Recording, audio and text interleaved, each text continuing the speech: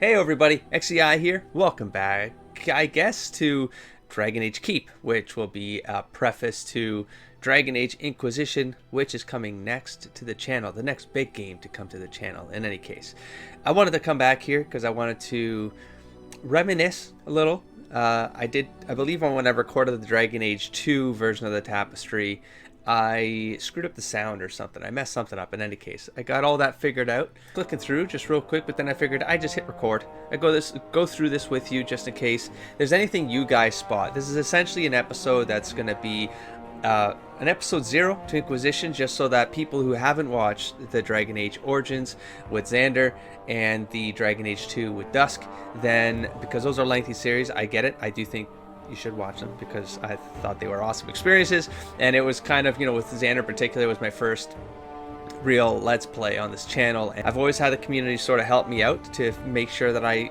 made the right choices, and so here I am again. In any case, so this works for you guys as a sort of jumping on point for Inquisition, so you can understand what came before, what the options are that are going to be locked in for the imported saved game, and along the way, I'm gonna, in the reminiscing, I'm going to probably bring up things that happen with the characters, my memories, stuff like that. So let's close this off. I do have a much wider screen, so my mouse is, so if I stop right here, I still got about a third of the screen left, so I do have to make sure I keep looking at my my OBS, my recording software, to make sure that you guys are seeing what I'm seeing. I'm going to try to concentrate my actions to the left side of the screen here. Okay, we are right now in the Dragon Age Origins side of things. I am in the Xander world state. That's the one from Origins. And so let's begin. Let's just start clicking on the tiles from top left to bottom right and see what happens. So we have our hero here. We have Xander Mariel, the Dalish Elf Warrior. There are a couple other options, as I came to learn. There's a lot of ways you can do this, but anyways, that's the approved hero. So, oh, can I click on this and then does it show anything else for you guys? The hero Ferelden once belonged to the clan of Dalish elves. An encounter with a tainted magical mirror corrupted the hero and threatened his life. And only the Grey Wardens held the cure to save the hero's life. The clan gave him up to the Grey Warden commander Duncan and the Order.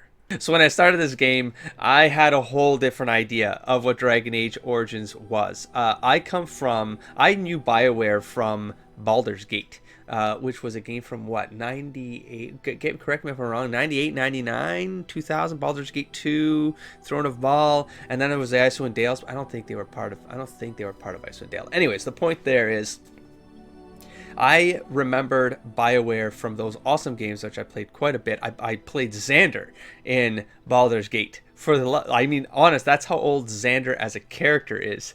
And I loved isometric style games.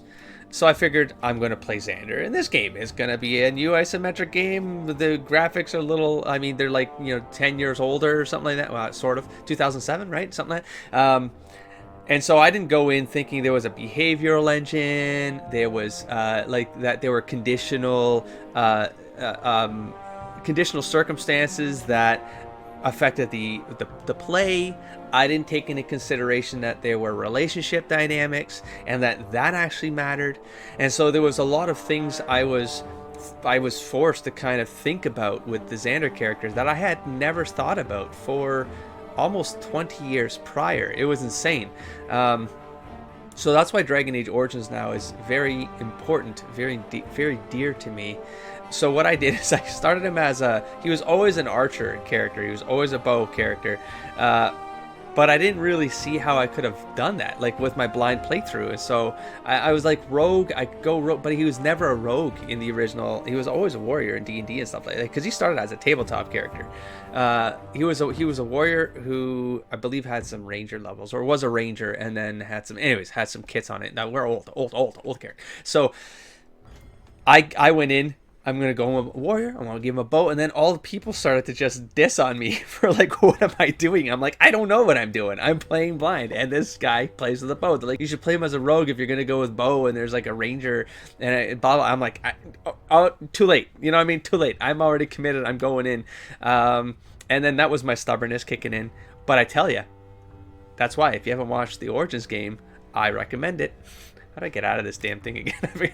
I recommend it because my stubbornness definitely made it so that there was the build turned into crazy stuff near the end. Like, I think people who have watched it, I hate to spoil it because it was one of those moments that, again, I was playing blind. I didn't acknowledge that I did anything that broke the game, but I legitimately broke a part of the game with this build that removed the entire arrest jail scene.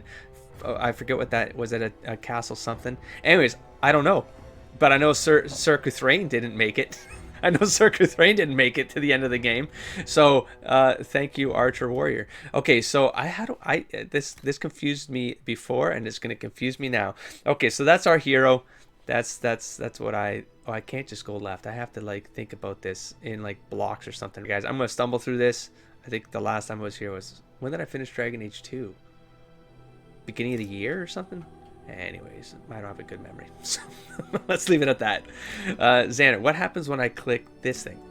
Okay, never mind. I thought that was going to take us to... And this thing means it's locked, right? Yeah, good. So I can't screw this up. Approve this hero.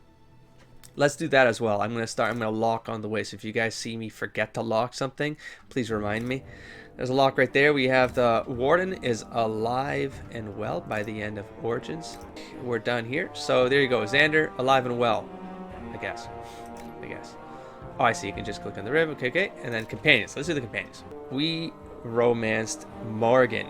I always had him as never really connecting with anybody. He was always kind of this lone wolf sort of character. The thing with Morgan is that she was very much like Xander. They both believed in survival being the key reason that survival as a key kind of principle of life. You got to do what you got to do. And there was the element that, I saw Xander's life as a bit of a struggle, although I started into the game having a backstory for him, not acknowledging that Dragon Age Origins gives you the backstory for the characters you start with. And so I was butting heads with my own origin, and coming to terms with the fact that this game was revealing parts of my origin to me that I had to sort of shuffle in there, make sense of, and then just be more fluid with things. And it was something I had to learn over time.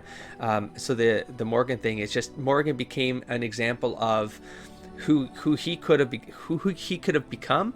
He didn't want to be that stone cold. He didn't want to be that callous.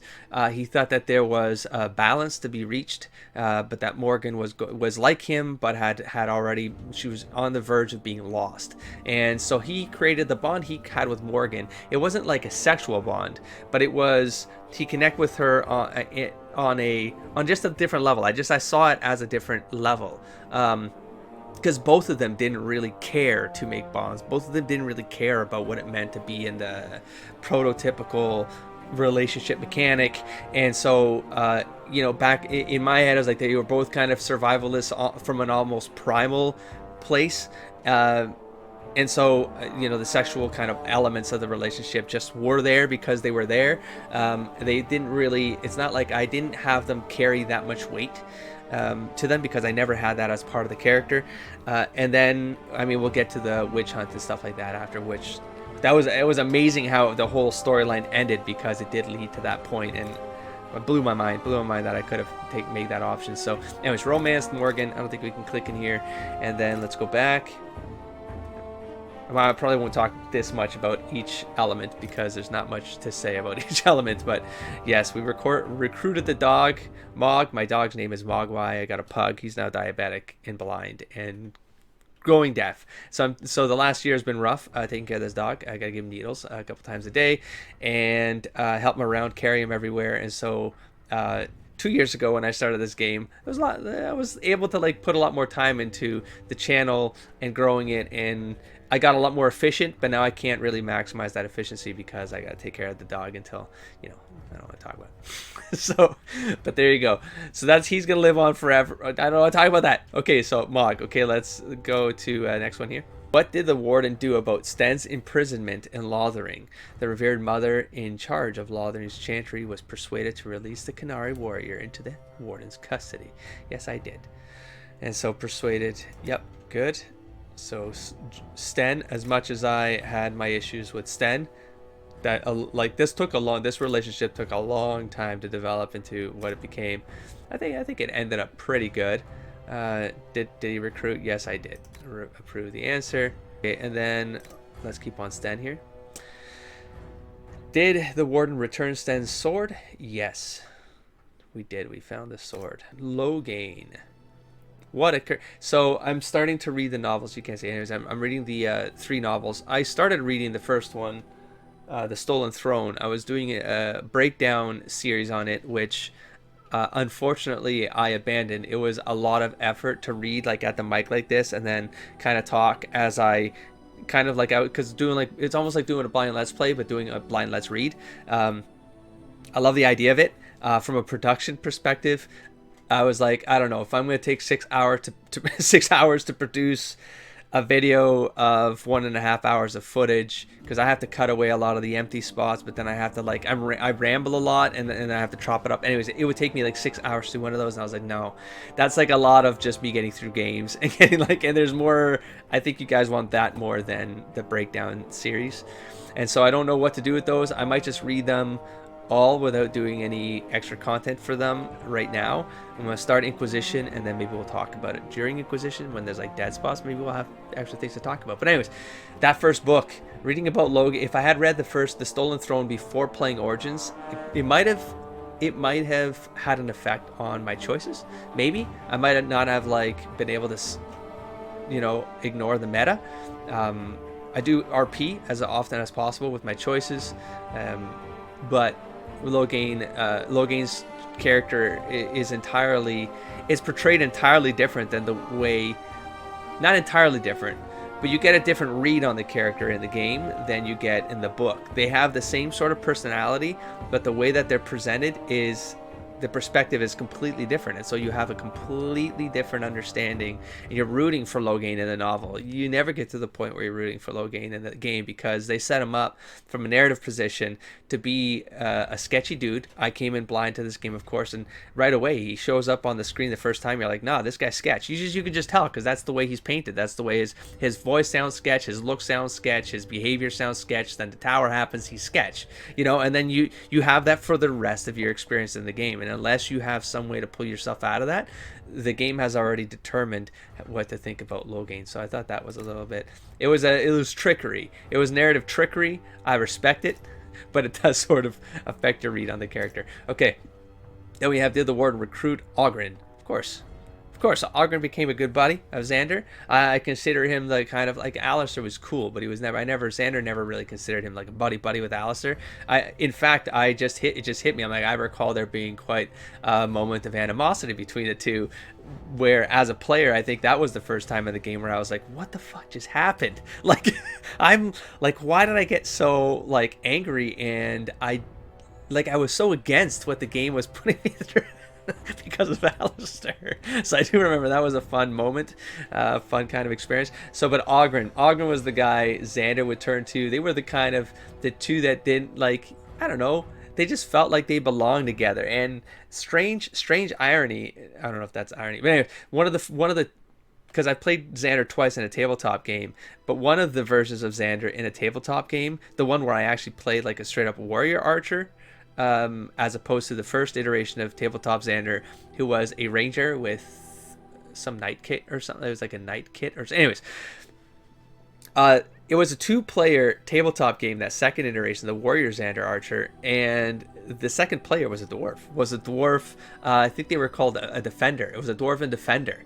It was kind of like a knight dwarf, like he was a wall, just wouldn't move. And then Xander would just pew pew pew pew from behind the wall, and them two together, like it was crazy, like how we made our build. Like we made it completely synchronous, so that we really kind of played off like the strengths of each other, and we were able to sort of min-max our characters in that way, so because they worked so well together and moved forward as like one unit. So that maybe influenced why I felt like Xander had that bond with Oghren. So that's some behind the scenes. This is almost like a behind the scenes commentary on a DVD. That's what I kind of see this episode turning into.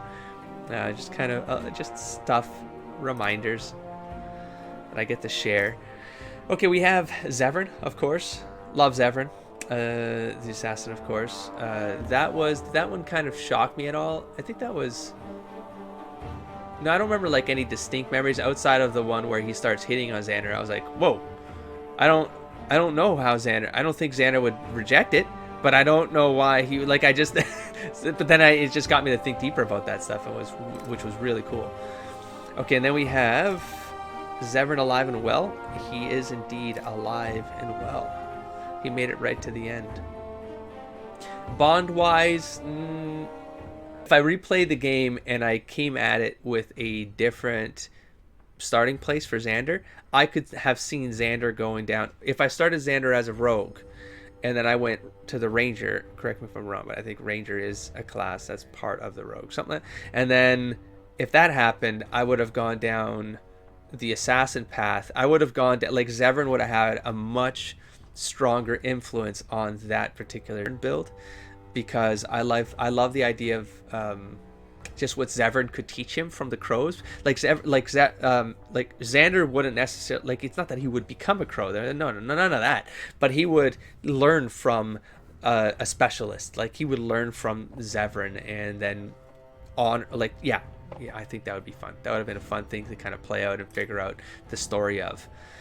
And then we have Wynn. That's some fun stuff to talk about with Wynn. Did the Warden recruit Wynn? Yes, joined. And for almost the entire game, I was nearly convinced that something bad was going to happen with Wynn. I thought everything would stay cool for the most part, but that there was this sort of this subtext going on with the whole spirit thing being part of her. You have to keep in mind, as a blind player coming into this IP, I hadn't read anything online. I've avoided everything for years. I had friends playing this game since probably 2010 or 2011, constantly telling me I have to play it. I would love it. I have to play it. And I'm like, don't tell me about it. One day I'll play it. Don't tell me about it. But they loved the game. And so reading the codexes and just hearing what the characters were saying to one another and the way they were saying it, the words that were being used, the spirit demon stuff did not make any sense to me through Origins. It was the sense it made to me still left me confused. Like, it was not cohesive. There was not enough in Origins alone that was cohesive. There were some things that might have even been the contradictions that would throw me off, whether it was in the codexes or whatever, in the banter. There were moments where I'm like, there's a contradiction, and a contradiction was like a wording thing. It was the whole, there are spirits, and that the spirits that have too focused, if they start focusing on one specific property of being, then they become demons, and those demons are they're like sloth personified, or greed, or desire, or whatever, and then there's the idea that then they can have influence on the real world, and mages have to be careful because they can become abominations because but then Wynn happens and you're like, what? Because if every scenario you guys have said to me in this game is that if something gets possessed, they're an abomination, then what the hell is Wynn? And so from a blind player perspective, that was always like, no, this is going to go wrong. Everything in the game is insinuating that this stuff goes wrong, and there's no reason for you to deny that. I just realized this is completely off center when I come into these screens. Okay, let's do it like that. As you guys know what I'm getting at, though, right? It's very like the game doesn't really, in Dragon Age 2, it starts to make it a lot clearer. You got the Anders thing that helps. You got the stuff in Kirkwall that helps. The lore and the codex that comes from there. All of that starts to help. But yeah, whew. I thought that was going to be sketch. Okay, let's go, companions. Sorry for the beginning of the video. I'm not going to fix it now. We're going to move on. I don't know. This is going to be weird. Okay, we have what was Wynn's fate? Well, she survived. Nothing else to say there. It still looked kind of okay. Okay, we got the Zevran stuff. We have Alistair became king. He did indeed become king, and I was okay with that. It was his bloodline. The original concept for Xander was he was this sort of evolved elf on this frozen world that he evolved into a snow elf, so that, you know, they were the ones who could explore beyond the elven city because they were more adapted to the climate and all that stuff. But he honored the original elven race, and he was a knight of that civilization. He would have been the equivalent of, they were rangers, but they consider rangers their knights, and so he dedicated himself to the true bloodline. He was very pragmatic when it came to making decisions to preserve that bloodline. He respected the idea of that notion, and so that was an easy one for me to kind of translate into Origins from the original idea. He was of the blood, he gets it, end of story, moving on. So that's the kind of pragmatism Xander was all about. He didn't really didn't really ponder things for too long. He made simple. Once he got to a decision, he made it. He got, you know, he wasn't like he didn't act alone. Like, he would take in inputs. I always had a rule of 3 with Xander too. It's like you could screw Xander 3 times, but on the 3rd time he takes matters in his own hand. He just ends it. He just wants the problem out of the way. He was about removing obstacles, because he was always thinking, you know, the 5, 6, 7 steps ahead, like, in how he had to get there, and the least things in his way to get to that point, the better. So did the Warden remain as King Alistair's mistress? Did the Warden, well, no, because they were not lovers, of course. That makes, okay, there we go. I wouldn't have even, they got along well enough because it made sense to. They weren't enemies. I never saw Alistair as an enemy, but Xander probably didn't put him up on a huge pedestal. It was more like, hopefully he learns what he has to do. So we have Liliana. After joining the Warden, Liliana stood by his side until the Blight had ended. I very much enjoyed Liliana. I would never have romanced Liliana. Xander saw her as a sister more than anything. And of course that happened. Yeah, sister more than anything. I liked her very much. I thought she was... her character was interesting because it was obvious she was hiding like something in her past. She was sort of dangerous and sketch and dark, but she was also of the Chantry, at least, you know, that was the air she gave off. But there was always this balance to her, but this juxtaposition, because she gave off the vibe of being very pure and stuff, but you're like, no, you're an assassin. Like, you were part of, like, Orlais's most deadliest, like, yeah, political, yeah, anyways.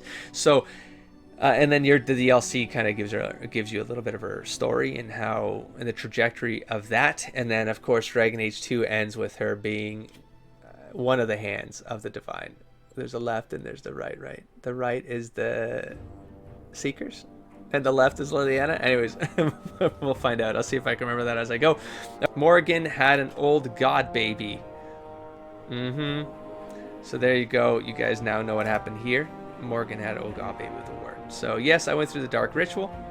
That was from the Xander perspective, that was it was a strange choice, but it was the most pragmatic one to make within the time given. Xander wasn't about having to go the long way around something if he could just do what needed to be done and make whatever sacrifices needed to be done in order to get the solution that would have worked out best for the greatest amount of people, land, world, whatever. So there you go. That happened. And finally, I believe it's finally, we have acquired the Grimoire by defeating Flemeth. Yes, I did end up taking out Flemeth, which we realized in Dragon Age 2 that didn't actually matter. But we got the Grimoire, gave that to Morgan, and then that led to where it led to. She was able to do her Dark Ritual, I think is how that connected. The baby sort of thing happened, and that helps with the Dark Ritual. Okay, so that is our Origins. Wait, what? Oh my god, that was only the companion section of Origins. Oh my gosh. Okay. So we have this one right here. Nature of the Beast. Brokered peace, yes, between the lycanthropes and the elves in the woods. What were the options again? Yeah, yeah, that's interesting. I don't know. I'm glad I didn't have to choose. I'm glad that it, god damn it, this thing. I'm glad that it got to, yeah, get resolved that way in the halfway mark. I'm going to try to go a little quicker through this because I don't want to keep fixing my screen every time. I sort of have to because that's just crappy for you guys. Damn it. I feel like stopping this and doing it over. Okay, it's not that important. But I'm obsessive compulsive. Okay. We have, did the warden tell Athros about the fate of his wife? That was the dude in the camp. You then meet someone on the path and you have to kill them, and it is a werewolf and it is the wife. This one was weird. I couldn't do this one. I was trying. Guys, I don't know why I couldn't do it, but I messed up a decision somewhere. I couldn't do it. Couldn't get these young budding romantic, well, I don't think she was romantic. He was the romantic. That didn't work out though. Broke Kamen and Gaina up. Who cares? They weren't important anyways. Watch them have been important for Inquisition. I don't know. Doesn't matter. They didn't feel important. Did the warden bring Varathon the iron bark he needed? Of course I did. If I was able to do it, I was determined to do it, and I did. I think he makes you a bow. He makes you something. I don't remember what he makes you. How did the warden handle Elora's sick Hala? I wasn't able to help, as far as I remember. I wanted to. Don't know how. I don't know what I did wrong here. I believe I even went back to try to figure this out, and the options just weren't there. I couldn't do anything about this one. That one sort of made me pissy because it was my people. I wanted to protect the Hala. How did the warden deal with Dagon in the Brazilian forest? That's right, there was a wounded elf. I had forgotten that. Wounded elf in the Brazilian forest up in that cliff thing that you end up helping. I forget how I convince him. I convince him to get back to camp. He's like wounded or something, and I could have like put him out as there was something I could have done there that I guess would have led to the death. But as he makes it back, good for you, man. Live on to see another day. I need to do something about this screen. This is getting infuriating. Give me a second. Let me fix this. All right, there we go. I can't believe I didn't just do this at the start. I apologize. We're gonna move on though. What am I left at? Okay, we're done here. Nature of the beast is done. Why didn't I just resize the window, guys? Someone explain my psychosis to my psychology to me. Okay, we have Paragon of her kind. What happened to the Anvil of the Void? Well, I destroyed it. It was defeated Branka.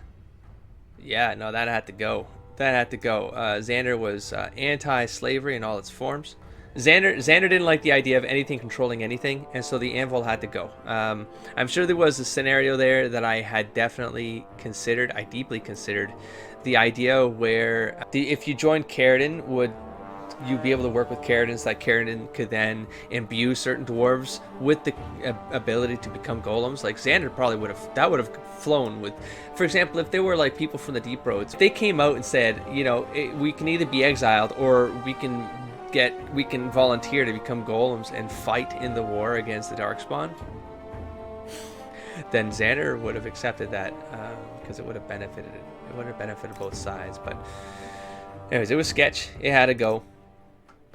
We have this one here. How did the warden deal with Dagna's request to become a scholar? You guys seemed like, yeah, you guys were on me on this one. So because maybe I didn't have the right context again coming into this, so I made my own assumptions about things. Essentially, dwarves have no reason. They have no reason to be thinking about anything to do with the circle, being a part of the circle, bringing that stuff back. Like, it just wasn't part of their culture, etc., etc. Was that the argument you guys were making? It was another one. Oh no, you guys were more against the fact that I allowed the chantry into, forgot the name of the Dwarven city, Orzammar. Damn it. So shit. Okay, so who did I side with? Balin. What? Yeah, no, Balin. Yeah, this is the other one you guys weren't really for. But I'm sorry, from the Xander perspective, it made no sense for me to go with Hermon. Hermon was sticking to the traditions themselves. From the Xander perspective, from that outside perspective, whether it was right or wrong, didn't make sense to him. The way the story presented facts, quote unquote, were done in a way where, from an RP perspective, I couldn't have seen how Xander could have seen through things, despite what you guys are saying about. And I saw the fact that, yeah, Balin had like a bit of more of a mob control aspect of things, that he was probably playing the system like, I got it as a player. I got it. Thanks. I got it as a player. The point I was always trying to make is, from the Xander point of view, which you'll find in my games, when I say, because you can't really RP in a game, because the game is built on logic, it's built on a couple factors that happen that you have no control over. It's not like tabletop. But what you can do is you can see every option in front of you, and you can think as your character, and what your character knows. Don't go beyond that. Try not to go beyond that. Sometimes it's impossible not to meta it up, but you try not to meta it up, and then you go, this sucks. And as a player, you're like, I don't agree with what Xander's about to do, or I don't agree with what Dusk is about to do at Dragon Age 2. Sometimes that happens. As a player, it just doesn't make sense. But there's a character you're developing, you're creating, you want to tell the story of that character, and you commit to that story, and just see what happens. It's just a game, so I mean, you're still going to tell the story. It's just commit to what the character story is, as opposed to, you know, whatever you're trying to do. Or play the game as the player. It's fine. Either is fine. But the way I approach it, sometimes it creates scenarios like this, where, yeah, that was probably the better leader. Crappier society at the end of the day, even from a player perspective. This is mess to me. This crappy Iron Fist rule, but seemed like people got to be more free. So to do whatever, to develop in different ways, and I don't know, interact with the other races of Thedas, and work together in more because harmony. Well, I don't know, how do you define that? Because we don't, like, who knows what Balin was up to and how, you know, he's winning behind the scenes. But anyways, let's move on. Too much time there. Did the Warden have relations with Marty? I had no idea what this was, so I did not have relations. I believe it came up in my Dwarven origins. If you play a male or a dwarf, does it? Anyways, there's a character there that you can interact with and romance or something. So there you go. No, moving on. We had, did the Warden restore Marty's son's birthright? No idea what this was. Didn't have. You had a so in the origin, you'd have a relationship with Marty. With Marty. Marty would have a son that would have come up during your run. Oh, that's cool. And then I forgot that little bit there. So, how did the Warden fill this quest to find her son Ruck in the Deep Roads? There were a lot of options for this one. Holy smoke! Xander. The other thing with Xander is he very rarely lied. If he lied, there had to be the reason had to be part of, again, one of those like 3 steps ahead, 4 steps ahead. Like he would lie if it meant there was something detrimental he had to get done, and for him to get that thing done, he had to do whatever he had to do. But if he didn't feel like there was any long tail gains from it, he would just be honest. He would just deal with whatever. He just put it on the table and either force people to deal with it, or he deal with the outcomes that just landed on the table. He would just deal with that stuff. He wasn't afraid to deal with reality punching you in the face. So, told Rock, I don't know what that led to. I don't remember what. Oh my God, there's even more over here. Yeah, what that led to, but that's. She went off. She ends up crying and running off. Did she kill herself? Did you guys say that in the comments? And I might have missed something. I forget what happens in the mother when you tell her that you told the truth. When you tell her the truth. Anyways, I don't remember. I don't remember how that one ends up. We have, did the Warden prove to the Sheprit that the Legion of the Dead, the Legion of the Dead, was connected with a noble house? Yes, I did, and I loved it. that was a good story. It was kind of hidden in pieces, if I remember correctly. I sort of like dig it all out. Not just from the logic perspective, the narrative. The narrative you had to kind of work at getting those bits through the spirits speaking and stuff, and trying to like thread that together. That's cool.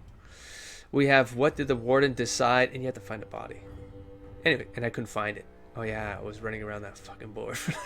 It was what did the warden decide to do with the tome stolen from the Shaperit? Return tome to Shaperit. Someone steals the tome.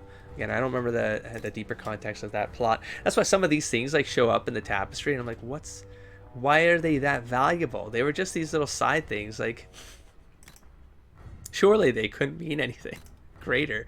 Let's see. Did the warden help Brother Burkle create a chantry? Yeah, that one. You guys did not enjoy this. No, because in Dragon Age 2, you're in.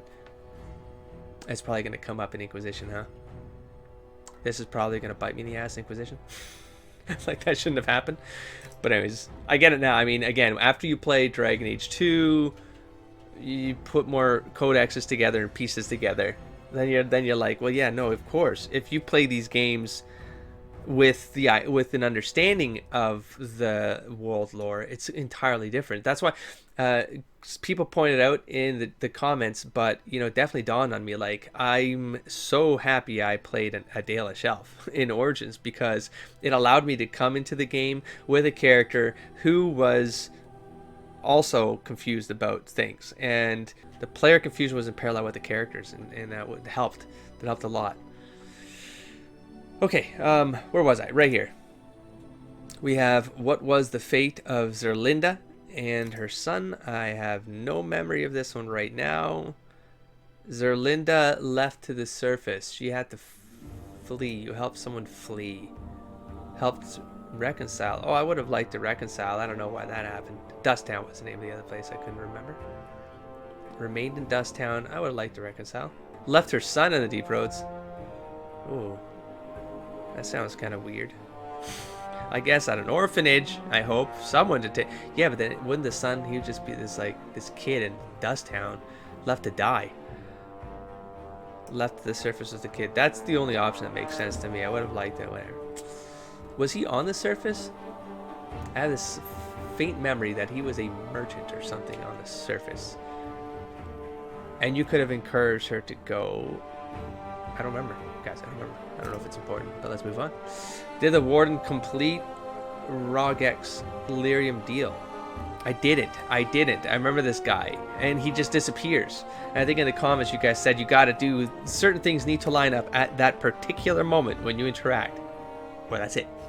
No more deal. No deal. So, I don't know what this would have led to, but I didn't do it, unfortunately. And we have one more. Helped Orda find the proof she needs to join the assembly as a member of House Ortan. I did help Orda join the house. Maybe she'll come up. I see, like, these names, if they come up in Inquisition, I'm gonna forget them. I'll try to remember Orda, House Orda, but House Ortan and Orda. Anyways, we'll see how much I remember. Probably very little. You guys will help me along the way, I'm sure, with reminders. And we're done with the dwarves. Let's move on. This is gonna be a long episode. That's okay. Broken Circle. We have who did the warden support at the Broken Circle? The mages. Xander was not keen on the Templars. I, as a player, absolutely was not keen on the Templars. The way the Templars were depicted were abhorrent, would be the word I would use. Abhorrently treated from a narrative perspective. In the comic, the first Dragon Age trade that got released by Orson Card, abhorrent. In the webcomic, that it was an 8-page comic, I think done by Penny Arcade, if I recall correctly. It's also on the channel. I read it like blind. Abhorrent.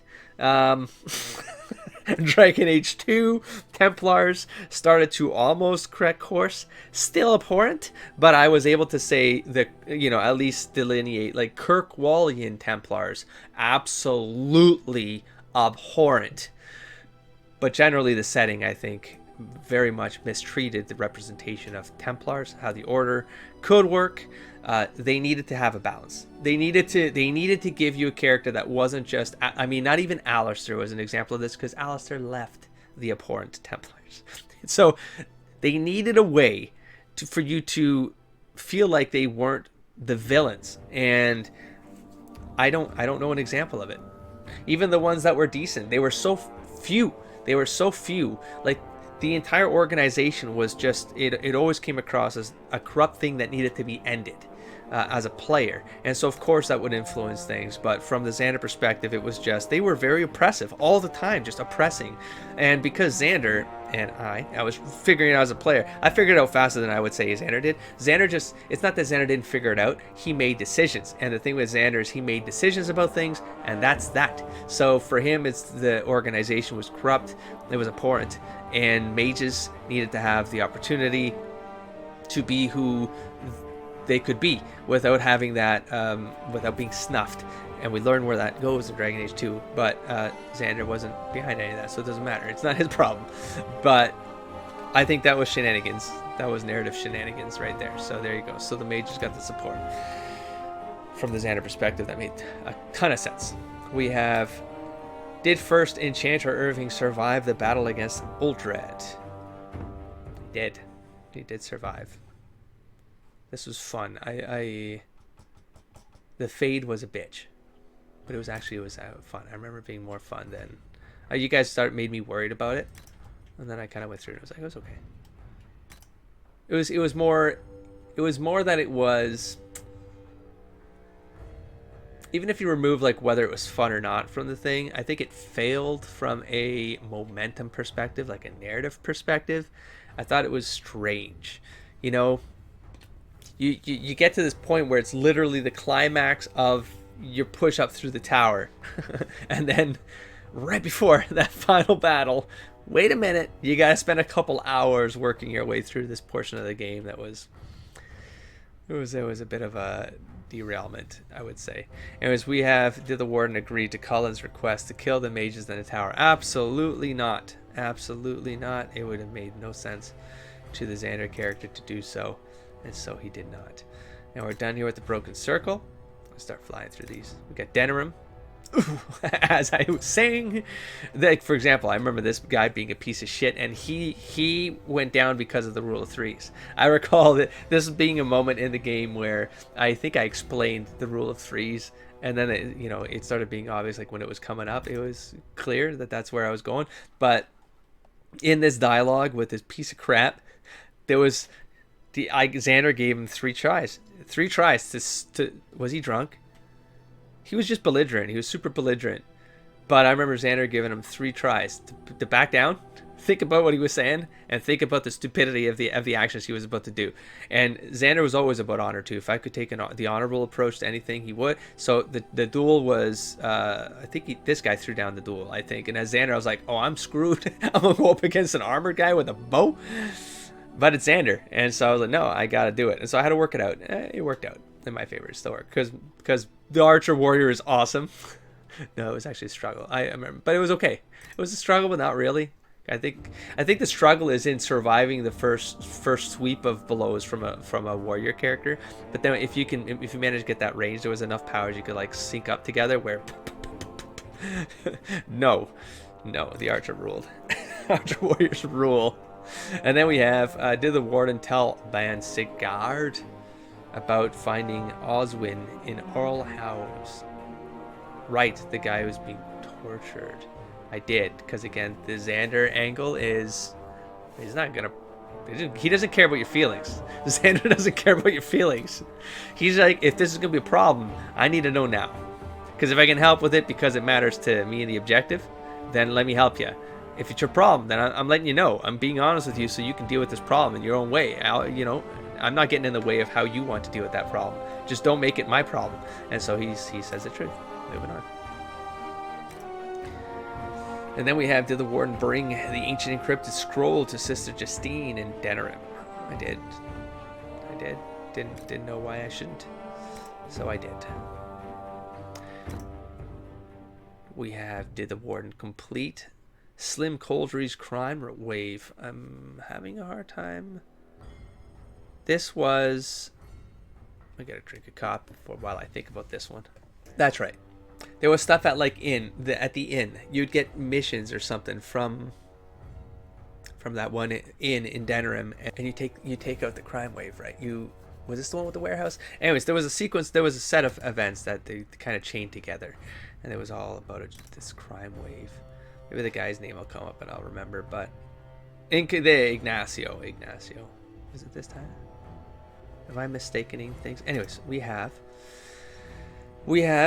did the Warden help Sergeant Kylon clear the White Falcons out of the Pearl? Yes, these were the belligerent group in the Pearl. This was easier than I would have imagined. I thought that was going to escalate into something crazier. Did the Warden handle the Crimson Ores for Sergeant Kylon and Dennerim? Now I don't. Now I might be mistaken in groups. They all sort of blur. These two are blurring together to me. I feel like these guys were the ones in the back room that were being disrespectful. They wanted to clear them out. I don't remember that ores. I don't remember how this one played out. Yeah, I don't remember. We have, did the Warden give Alfstana her brother Imric's ring? Yes, I believe I did. Yes.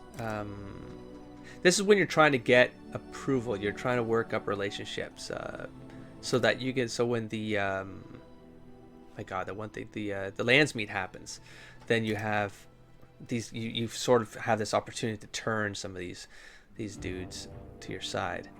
Did the Warden return the Warden amulet to the beggar woman in Dennerim Alienage? Yes.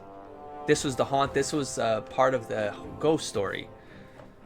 I think I need to help with this one in the comments. You guys put things together because I didn't or something. I didn't know why I was giving her. I forget how this one was. I remember being mildly confused about things, but yes, I think this one was tied to the haunted house, the creepy house of the orphan ghost kids. God, nasty.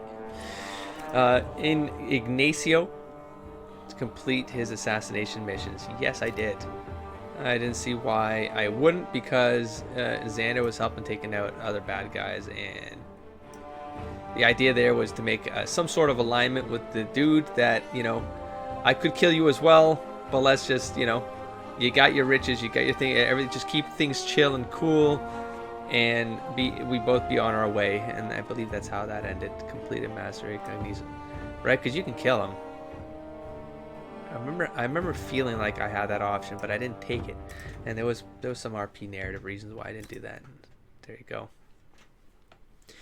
Help Alistair track down his half sister. I did, and this one didn't go the way I anticipated at all. Like, I thought this one would have. I don't know. I felt like this one just would have worked out differently. She was still sort of a bitch and pushed him out and didn't give him and then you could have responded in a certain way to harden Alistair, and I thought I was responding in a way that made the most sense for him to move on and harden, and it wasn't. It was like, it was the reverse of it. Like, I felt like the options they gave you were the reverse of what should have come out of it when you guys explained it to me. I'm like, that doesn't make any sense. Please refresh the page. What just happened? Well, I haven't changed anything. I don't know what's wrong with you, computer. Just no computer website. There's Goldana. Screw Goldana. Don't care about her. I wish I never would have taken Alistair to see her. Did Liliana have Morjolaine killed or let her go? Let her go. What was a regret? But let her go. I don't know why I let that happen. I don't know why. I think as Xander, he wouldn't always take things into his hands. Like, he always felt like it was Liliana's choice to make about what. Xander would take action if Liliana declared that like she didn't want something. That loyalty was already developed to the level where Xander would do anything to maintain the loyalty, that the bonds that he created with the people that were the extended family around him.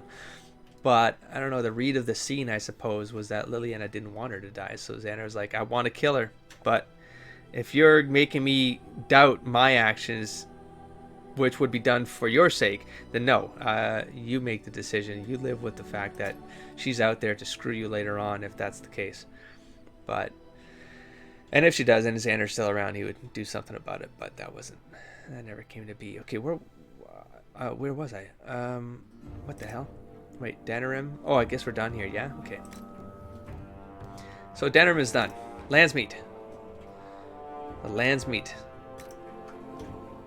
Who now rules Ferelden? Well, the daughter of Lograine, Mactyr, and Alistair. And that is the way I feel like. I think that's the perfect way. In the Xander world, that makes all kinds of sense. Okay, now let's go to the prologue. We have, what did the warden do with the hungry deserter in Ostagar? I fed him, I believe. Yeah, fed. I don't know what the differences are. There seems to be a lot of options that could have happened here. So I feel like the game has something going on behind the scenes that would have made this choice matter more than it felt like it should have. But Xander, I'm just going to feed the guy. That's just the way Xander is. So there you go. And of course I would cure the Mabari. Sick dog. Of course. And then of course he becomes your faithful companion, not pet. He's just he was like one of the others. Equal ranking. We have the Urn of Sacred Ashes. To the Warden, poison. The Urn. This was an interesting one. I did not. I felt like as Xander, he wanted to. He had almost every intent to by the end of that. He was like, no, there's a dragon cult that formed around this damn thing. This is a dangerous thing. But then he's like, but I gotta respect that there are, there's a whole group of people out there that could see this as a holy item that could, help them see a better life for themselves and stuff. So, and have hope. So he had to respect the religion, the chantry and whatnot. So he left it be. And I was willing to see where that would have led, and I think it was okay. The Arl of Redcliffe was a biggie. So we have helped Redcliffe fight. Of course he did. He had to get the... I don't even know how this would have worked. I don't know if I wondered about that 2 years ago or a year ago, but I don't know how that would have worked. But yeah, of course I did. So... yeah, you had to get their buy-in. So why wouldn't you have? And then this was the first kind of major what the hell moment in the game for me. Was when I had to decide, oh, this was not it, this was the kid in the closet or something, right? Did not find the sword. Yeah, I don't know what happened here. Freed Bevan and returned sword.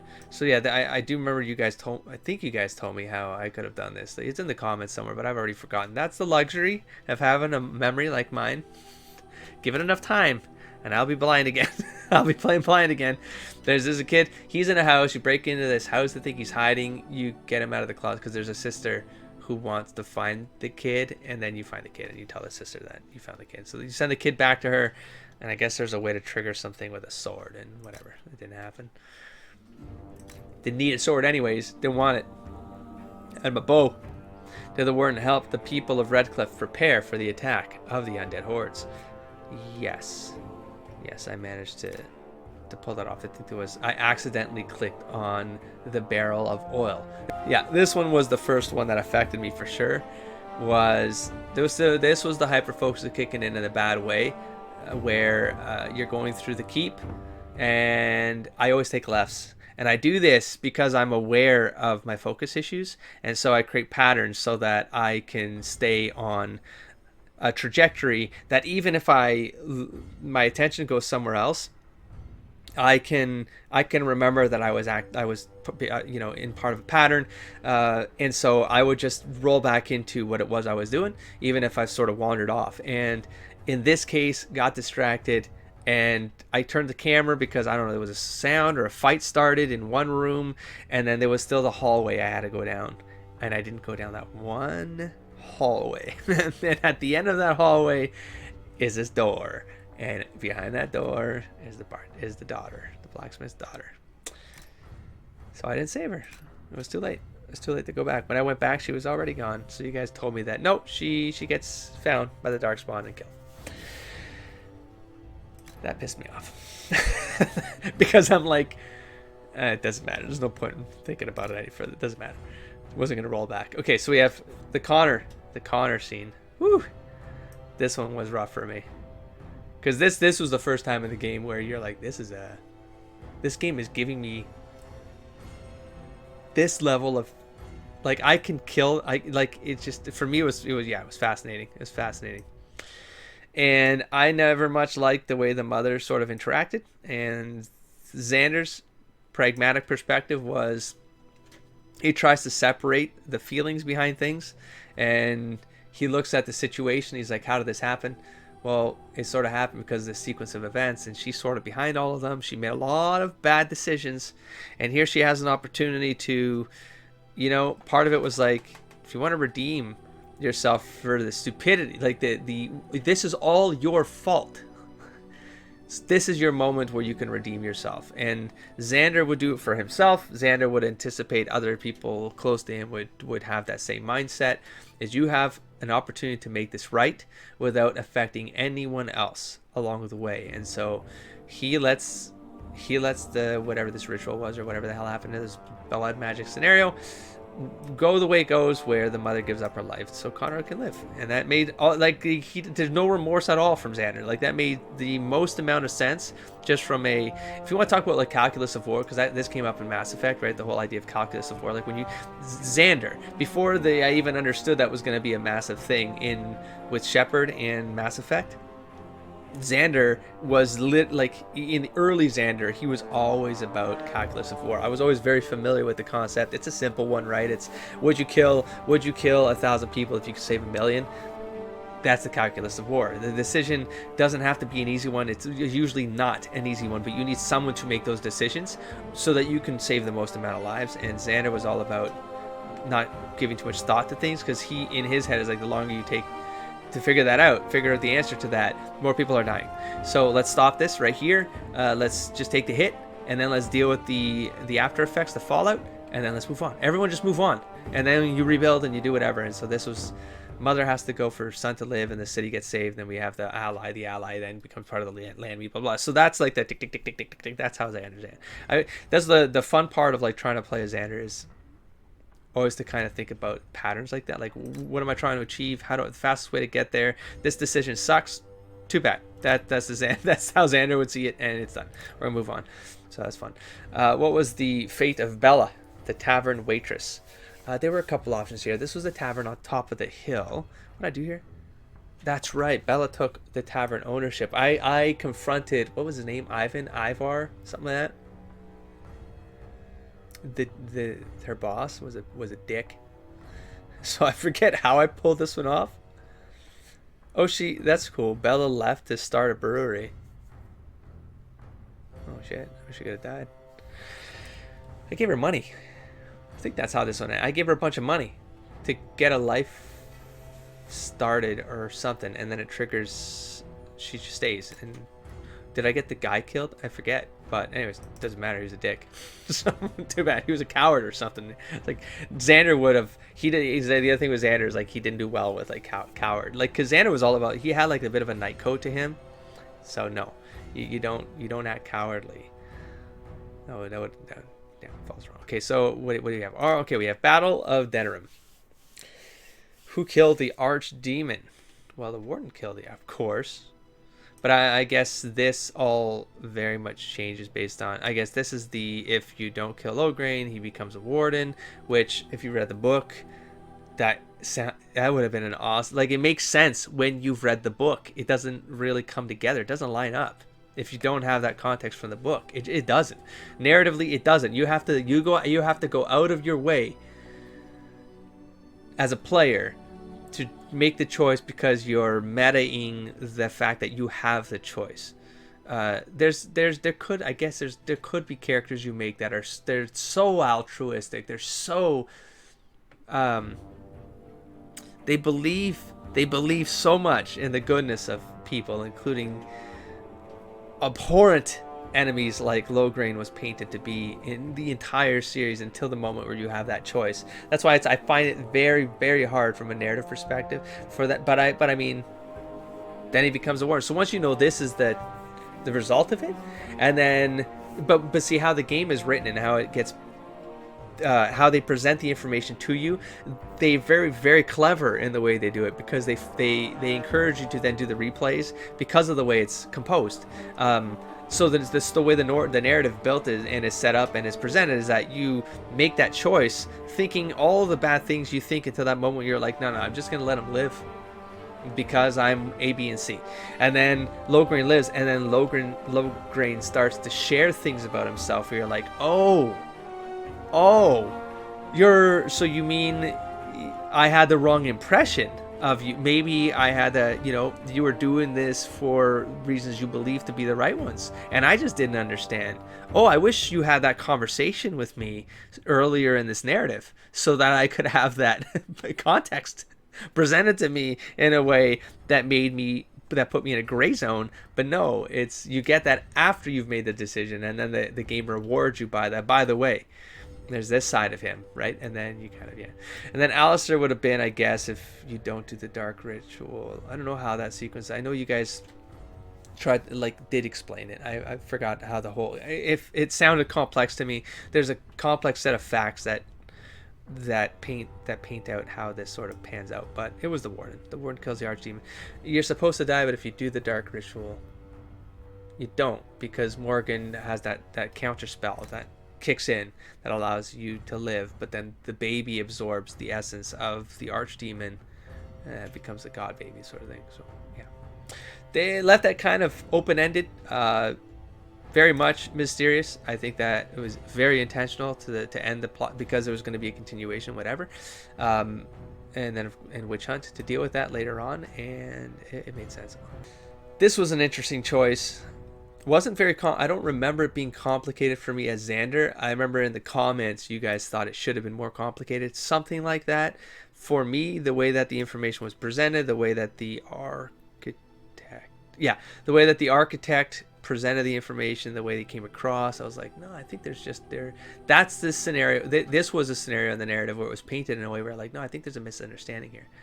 But no, it could be that he was like the misunderstanding was on my part or the character's part or whatever. It's just as a player, I had to step back and go, from Xander's point of view, what does this seem like? What does he feel like this is? What is he taking away from it? What does he think the potential is of making a decision to not kill the architect or whatever, right? And the way the pieces fell, the way that the Xander character took in that understanding, he made that decision, and he rarely, I don't recall ever him regretting a decision he actively made that he then regretted. Like Xander might regret like not finding the blacksmith's daughter, but that wasn't Xander's fault. That was the player's fault. I fucked up as a player, not Xander. Or I mean, you could always stretch it and say, well, no, the headcanon could be no, he was so distracted as a character in that thing. He missed he didn't find her, and then yeah, it's fine. You can, but no. The character itself is like, the idea of the character is if he makes a decision, even if it's the wrong one, because that's where the caveat is with Xander's, even if it's the wrong decision, he doesn't regret that he made it. He moves on. That's the Xander character summarized. He moves on because it doesn't help. And this is how any conversation, the way the conversations would go in his interactions is, what's the option that moves on? Because that's the option that that's what he's going to tell you as a friend, as an enemy, as a whatever. Like don't go backwards. Don't go backwards with Xander. Always go forward. We have Nathaniel, alive and well. Yes, he is. So he ends up joining. I enjoy the relationship with Nathaniel quite a bit because I hated his father so much as Xander. I hated that man so much. And so it was fun to kind of work through that with Nathaniel and have Nathaniel come to terms with the fact that he had the wrong impression because he didn't have all the pieces either, and he was getting painted. He was getting presented with facts that weren't correct, and his whole interpretation of his history, his family history, wasn't the right one. And so I like the idea of like this. don't live in the past. Like move forward. Let's go back to what I was just saying. Right? Is Nathaniel was all about finally just coming to terms with that and then moving forward and rebuilding the name. And I thought like as Xander, I was like, yes, rebuild the name with your own what you contribute to it. Like restart all that you can fix this.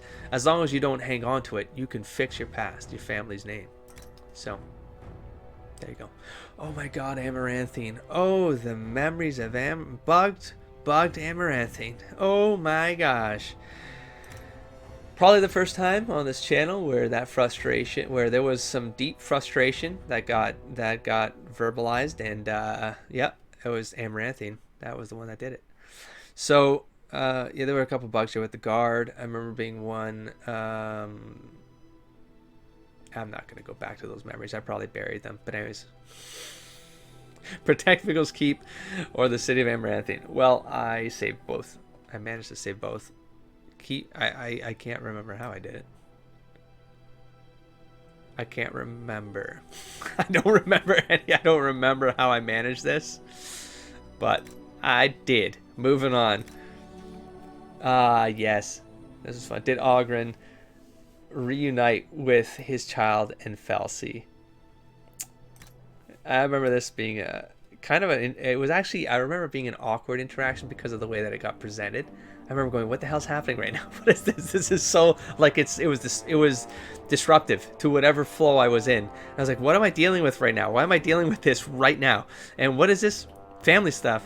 What are this, like, what the hell? So okay. And then somehow I managed to get them reunited. I think they got reunited, but they parted on bad terms. Did not help.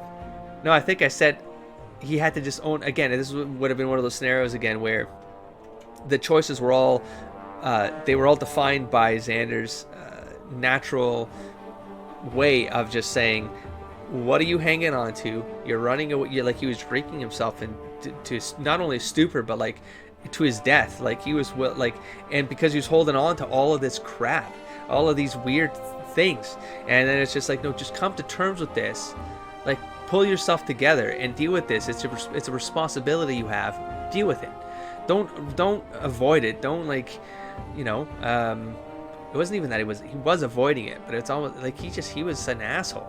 And Xander's like, stop being an asshole. So just like, get your shit together.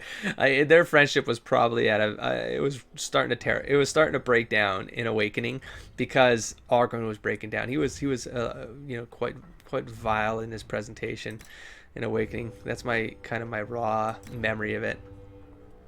I didn't feel the same way as I did during the original game. Let's do Witch Hunt last. Let's go to Warden's DLC, the Warden DLC. We have, oh yeah, hells yes. This was one of the, I would say, one of the the killer build components that ended up panning out. Did the Warden drink Avernus's alchemical concoction? This was a scenario where, from the Xander point of view, I mean, he didn't have the same opinion of blood magic as, again, that might have been a bit of influence from the player, but like as a player, I was trying to find ways of like, I was trying to find ways that, like, maybe the story is just telling me that this is all this bad, but maybe it's not. Maybe it's just it's like Chantry point of view. So like it's like the biased narrator sort of scenario going on. A lot of that, I felt like a lot of that was going on in the codexes. That's when I started painting the lore together better, is when I realized that, I don't know when this happened. I think this might have happened either in Awakening or Dragonlance 2. In Dragon Age 2, I was definitely aware of it. It was like sometimes the codexes were written in points of view, and the points of views of those codexes didn't always match other things you either found, or the banter or the lore that you picked up from sources. Though they didn't align, and then you're like, oh, it's because that stuff is written in a point of view. So if it was ever signed as so-and-so from Sister Patrine, I think it was Patrine or of the Chantry, and you're like, oh, well, that's told from the point of view in history where the Chantry had those opinions of things. Didn't mean they were right. It was, so I thought that was clever. It was a clever kind of narrative device there, bound up in the game. So Xander, though, seeing this thing, recognizing it as this could give him leverage against whatever the threat was going to be, Xander takes those risks because they have to be done. Same thing with the Dark Ritual, same thing with you know, any time he has to take a risk, he takes it. But he didn't kill Avernus. He didn't kill him because for him again it was like, what can Avernus do to help us in the future, to solve these kinds of problems in the future? What can Avernus do? So you don't end Avernus. You let him work for you. He has to agree to that, or then he gets killed. But wow, there was a lot of options where he gets killed. Oh, what's this one? Slade Sophia and Avernus continued research. I thought I got him. Ah, see, okay, there you go. See, no, it was. I think the Xander angle is like, you're only going to survive if you continue this research ethically, because you're going to get a pass because you've discovered an opportunity here that can really give the non-Darkspawn an advantage if the Darkspawn stuff ever happens again, by using their own methods against them, at the cost of very vile stuff to get there. But the thing is, like, I think hundreds of years passed. He did it. It's over. And the Wardens, you know, tortured, does it. However he got his methods done, it's now the past, and it goes back to that concept with Xander's. Like, it's vile. You deserve to die, but let's what can we do to move forward with this at the advantage of whatever needs the advantage in order for the greater success of all. And from the Xander perspective, it was, do this ethically or I'll come back and murder you. End of story. If I find out you're doing this again, you're dead. You've seen what I can do. You've seen what my people can do. You're going to die. So make your choice. And there you go. So he agreed. However he's doing it, Xander doesn't care. Xander doesn't care as long as you don't. And always never go back on your word with Xander. That never ends up right. If you make a promise to Xander, never go back on your word. You got to be... Xander was all about, like, whatever you say you got to do. It's like, it's all about integrity too. Like, don't. So I had these like hard rules that I would always try to use with him, because it made dynamics of interactions unique in that way. So is Shale alive and well? Of course she is. Shale was awesome. I came to really enjoy Shale quite a bit. Her build was fun to play with. We have, this was a strange one. Matthias and Amalia, both alive, neither possessed. This creepy ass cat. I think this is a moment where I'm like, watch the cat be possessed. I made some comment that the cat was sketch, and then it ended up being I was gonna say succubus, a desire demon. I don't remember how. I mean, there seemed to be a lot of options here that could have gone wrong though. But yeah, it's Matthias possessed. No, probably make a deal with a demon to have this go different ways, and you could probably like maybe kill one after they get possessed or something. Amalia is dead, yeah. Anyways, so there you go. Managed to keep them both alive. Good. I don't know if they'll matter. It doesn't matter. And Shale recruited. Of course she was recruited. Of course she was recruited. And my God, Golems of Amgarak. That was a pain in the ass. That was a pain in the ass. Whoa. And there's nothing from the Golems of Amgarak, huh? Because that was like the one I did after the keep. Like I just did it like recently. I feel like, oh, witch hunt. Oh, there's only one thing to do here. Yeah, I did the Warden go through the Alluvion with Morgan. I loved when this happened. I always presumed, you know, witch hunt, there was gonna be something to do with Morgan, like maybe shoot turn or something like that. But I never anticipated this option happening. And so when it, oh, I could have stabbed Morgan. Didn't go through. Yeah, no. So this happens, and then it was like I felt like it brought the entire story of Xander to like this beautiful point where, you know, Xander was all about like always thinking about like protecting the world, what do you have to do, what do you have to sacrifice, what do you have to line up. Like it was always about like he felt like this responsibility. Like he was, as the Grey Warden, he was carrying this responsibility that he had to be the one. And then this moment happens, and she says, by the way, you have a kid. And this kid is back there. Kid is through this Alluvion. I'm taking care of it my own way. I got my own reasons. And it was the moment for Xander as the character. I was like, this would be, it's not like whatever bond they have. Because again, I don't think it really, it wasn't following the standard criteria of what goes into a relationship, and I thought that was what was intriguing about the Xander Morgan relationship. I don't think about it at all in terms of the sexual bond or even the romantic bond. It's not even about that. But it was a bond, and however you define that, he would have given his life for Morgan at that point, and he gave her all his trust, and that was it. And for me, it was like, this is the decision. He has a kid out there. It's not even like he's gonna go in there because he needs to control, like, what is she doing with this kid? You gotta keep an eye on it. He's got to make sure that right. And no, it's like, no, he trusts her implicitly at that point in the story. It's like, nope. No, more. She's doing this for the greater good. He believes it deep down. It's for the greater good. We'll find out, because I don't know what happens in him. We'll find out if it matters, if it comes up. If it doesn't, please don't spoil me. Honestly, please. But in my head canon right now, from the Xander perspective, from the Grey Warden perspective, he made that decision for good or for bad, because he implicitly trusts everything that Morgan is doing, and he wants to be there to support whatever decisions she makes about the best interest that is in the best interest of for protecting Thetis. So it was Xander releasing that hold, that hold over that responsibility. I really love that part of the story. So there you go. This is, oh my god, this episode is so long. I want to keep going though, guys. This is gonna be a long one.